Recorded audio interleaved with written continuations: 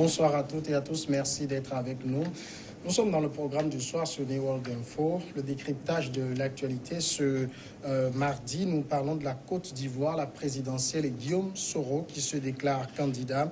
Dans un entretien à la radio France Internationale et la chaîne France 24, l'ancien chef de la rébellion ivoirienne Guillaume Soro, ex-président de l'Assemblée nationale, passé à l'opposition, annonce qu'il est candidat à l'élection présidentielle de 2020 en Côte d'Ivoire. Monsieur Soro est le premier homme politique à se déclarer candidat à la présidentielle ivoirienne. Dans cet entretien, il souligne qu'il fera, lors de son retour, une déclaration solennelle et officielle en terre de Côte d'Ivoire. Je ne vois absolument pas de raison pour que la justice ivoirienne m'empêche d'être candidat, a-t-il ajouté en balayant toutes les affaires le concernant.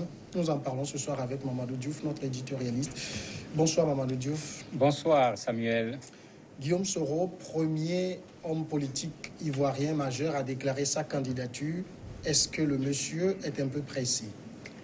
Il n'est pas pressé lui-même, mais il est pressé par les autres. Puisque au niveau des réseaux sociaux, au niveau de la Côte d'Ivoire, certainement comme on le voit dans nos pays, ce que les gens appellent les laboratoires, des gens se sont mis à dire, attendez, malgré tout ce que vous voyez, malgré les va-et-vient, Guillaume Soro, ne vous en faites pas, il va revenir à la maison mère, il va revenir au niveau du RHDP. Donc ça avait commencé à créer des problèmes au niveau de certains de ses partisans qui se disaient, mais attendez, il faut que les choses soient claires. Donc peut-être que lui, il n'était pas pressé, peut-être il avait un autre agenda pour vraiment proclamer sa candidature, certainement dans des conditions beaucoup plus solennelles. Mais comme j'ai dit, il a été pressé, il a été à la limite obligé de couper court à toutes ces rumeurs pour qu'il soit clair qu'il n'a plus rien à voir avec le RHDP et qu'il veut tracer son propre chemin. En même temps, il y avait pour beaucoup un certain doute sur le fait que Guillaume Soro soit candidat à cette élection, si justement, et on le voit, c'est 2020 qui l'intéresse. Oui, c'est 2020 qui l'intéresse, puisque quand on regarde la posture de Guillaume Soro pendant longtemps, c'est quelqu'un qui avait presque l'assurance qu'après Alassane Ouattara, c'est lui. Jusqu'à ce qu'il arrive au niveau du poste de président de l'Assemblée nationale. Mais qu'est-ce qui restait? C'est devenir président de la République. Et les problèmes ont commencé quand il a commencé à sentir qu'on ne le désignait pas comme un dauphin, mais mieux, vous aviez d'autres personnes, les Gon Coulibaly et autres également, qui étaient là, qui montraient leur intérêt par rapport à la présidence pour prendre la relève après le président Ouattara. Et c'est là où il a commencé à prendre des distances, etc., jusqu'à se séparer carrément du RHDP. Et il a commencé à la limite, tisser sa propre corde en se disant qu'il faut monter parce que ce n'est pas les autres qui vont le faire à ma place. Et c'est ce qui amène aujourd'hui cette déclaration qui ne surprend pas.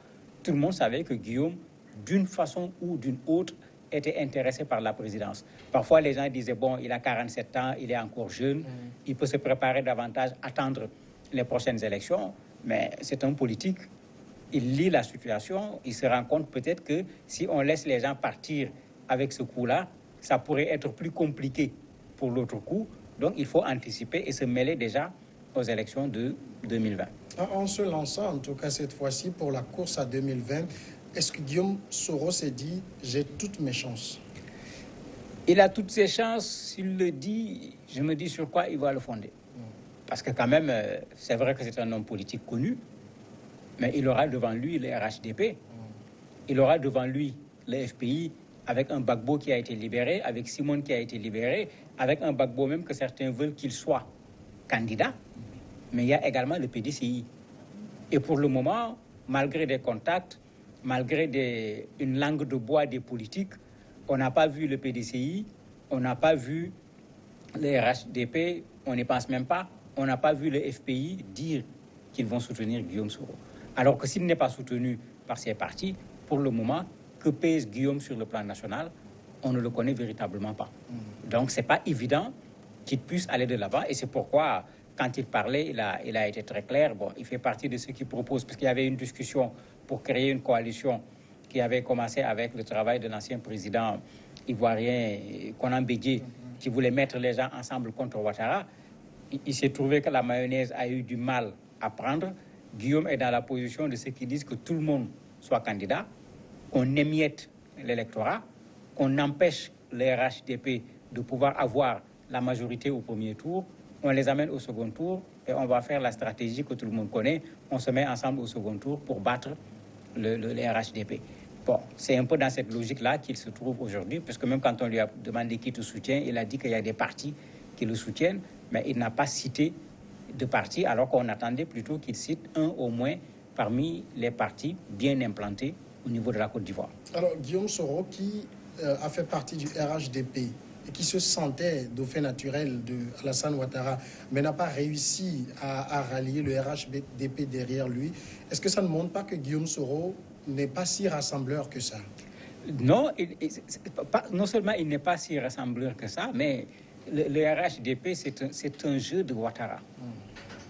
Il a voulu rester vraiment maître à bord en créant le RHDP parce que, en élargissant la coalition, il a amené de nouveaux leaders. Alors que ses propres leaders au niveau du RDR avaient commencé à vouloir se taper dessus à l'intérieur du RDR, il a élargi la base. Mais avec cette base élargie, quand Guillaume vient, il n'est pas nécessairement un rassembleur parce qu'il y a d'autres qui étaient contre lui sous d'autres angles qui se retrouvent au niveau du RHDP actuellement, de sorte que lui aussi, il avait fait cette lecture. S'il rentrait dans ce large rassemblement, il n'a plus ce qu'il avait s'il se retrouvait à l'intérieur du RDR seulement. Il pouvait dans le RDR prétendre à une part assez importante au niveau du parti, surtout au niveau de la zone nord en particulier, mais avec les RHDP, il y a d'autres partis qui sont là-bas, qui ont également des bases dans d'autres endroits de la Côte d'Ivoire où lui, il n'a pas une représentativité qui soit aussi importante. Donc s'il restait dedans, s'il disait je suis candidat, Ouattara pourrait utiliser la méthode qu'il avait commencé à dire avec le PDCI, qu'on organise des primaires. Et en organisant des primaires, ce n'était pas évident qu'il puisse passer. Donc s'il tient à être candidat, autant aller le faire en prenant son chemin tout seul. Il a annoncé cette candidature depuis la France. Géopolitiquement, ça veut dire quelque chose? Je me dis que ce n'est pas un choix. Il a été pressé. Parce qu'en fait, il l'a annoncé d'abord à Valence, où il était devant ses partisans. Maintenant, c'est au niveau de la France qu'avec cette interview qu'il a expliqué davantage, mais surtout en langue de bois, parce que sur beaucoup de questions, il a préféré faire des comparaisons au lieu de répondre directement à la question qui lui a été posée. C'est pourquoi moi je me dis qu'il a été pressé. Ce n'est pas une candidature qu'on avait dit, voilà notre agenda, le moment n'était pas encore là. Le moment s'est imposé à eux, de sorte que quand on regarde dans l'entretien, un candidat, c'est quelqu'un qui, quand on lui pose des questions, il en profite pour lancer son programme, pour montrer ses ambitions, pour faire apparaître ses alliés, pour se mettre dans la meilleure des postures. On lui avait offert ça sur un plateau, parce qu'il y a une interview sur RFI et France 24, mais il a tout le monde qui l'écoute. Mais quand on voit la façon dont il a communiqué, c'est comme s'il n'était pas totalement prêt au moment où il a été obligé de dire « je suis candidat ». Il a dit au cours de cette interview, je ne vois absolument pas de raison pour laquelle la justice ivoirienne m'empêche d'être candidat. Ça veut dire pour lui, il y a des craintes? Mais bien sûr qu'il y a des craintes. Et quand il est allé en Espagne, il y a eu cette pseudo-arrestation de Interpol qui n'est pas encore très claire, parce que les partisans de Guillaume disent que c'est Interpol Abidjan. Les autres disent, bon, attendons que l'Espagne fasse les enquêtes pour qu'on sache de quoi il s'agit exactement, pourquoi on a voulu l'arrêter.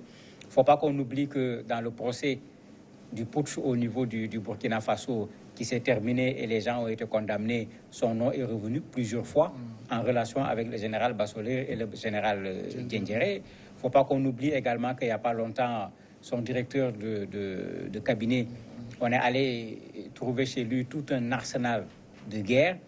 Donc, ce n'est pas des choses à lui reprocher qui manquent. Il ne faut pas qu'on oublie également que c'était lui le secrétaire général des forces nouvelles qui ont mené la guerre contre Gbagbo. Donc, ce n'est pas des reproches qui peuvent manquer. Et comme on le voit dans nos pays, souvent, au moment le plus inattendu, Khalifa Sall en a fait l'expérience au Sénégal avec Karim Wade, on peut sortir un dossier juridique et puis trouver une source juridique suffisante pour régler sur le plan juridique un problème qu'on n'a pas pu régler sur le plan politique. Alors, entre autres phrases qu'il a eu également, quand Macron lançait En Marche, tout le monde, toute la classe politique était unanime pour dire qu'il ne serait jamais président. J'ai décidé de prendre mon destin en main, j'ai 47 ans et je pense que je ferai cavalier seul. il se voit carrément un destin à la macroniste. Oui, mais la Côte d'Ivoire n'est pas la France. Macron n'est pas Soro. Parce que Soro aura des problèmes en Côte d'Ivoire parce qu'on le connaît en Côte d'Ivoire. Aujourd'hui, même avec sa candidature, vous avez des gens qui se posent encore des questions. Et avec raison. Soro était avec Robert Gueye au moment du coup d'État. Il l'a quitté par la suite. Soro était avec Gbagbo. Les gens l'oublient. Bien que sur les réseaux sociaux, on fait ressortir parfois les photos, ils sont ensemble. Et après, il est allé du côté de Ouattara. Aujourd'hui, il a quitté Ouattara. Mais qu'est-ce que les Ivoiriens pensent de ce monsieur? Est-ce qu'on le prend comme quelqu'un de crédible ou bien on le prend comme quelqu'un qui, effectivement, était en train juste de se tracer un chemin pour pouvoir arriver à la présidence de la République? Vu sous cet angle, il n'a qu'à faire très attention. Parce que Macron avait une chance. Macron est arrivé à un moment où le Parti socialiste n'avait pas été capable de mettre en place un candidat. Ceux qui ont voulu être les candidats du Parti socialiste ont été rattrapés par leur passé. Donc les circonstances ont fait de Macron l'homme qu'il fallait en ce moment précis. Est-ce que les circonstances de la Côte d'Ivoire aujourd'hui font de Guillaume Soro l'homme qu'il faut pour la Côte d'Ivoire? Je ne le pense pas du tout. Et surtout que Guillaume Soro est un chef de guerre qui est en grande partie responsable de la mort de 3000 Ivoiriens. Oui, c'est pourquoi je disais tout à l'heure qu'au niveau de la France, certains ont été rattrapés par leur passé. Leur passé, c'était quoi? Juste de l'argent qu'on n'a pas déclaré, des emplois fictifs, et ça les a empêchés. Alors qu'ils étaient en pole position, tout le monde disait que ceux-là pouvaient devenir président de la France et de devenir. Lui, dans son histoire, il y a 3000 morts en Côte d'Ivoire. Il y a des destructions. Il y a un problème qui n'est pas encore véritablement réglé au niveau de la Côte d'Ivoire. Qu'on se rappelle les élections municipales, elles ne se sont pas déroulées dans de très bonnes conditions. Il y a eu des violences, il y a eu des morts. Ce qui veut dire que le problème de fond n'a pas encore été réglé. Maintenant, s'il croit avoir un boulevard devant lui, à mon avis, il se trompe dans son analyse. Je ne crois pas que les Ivoiriens ont oublié tous ces éléments le concernant. Mamadou Diouf, merci d'avoir répondu à nos questions. C'est moi qui vous remercie. Nous observons la pause et nous recevons juste après l'invité de ce mardi.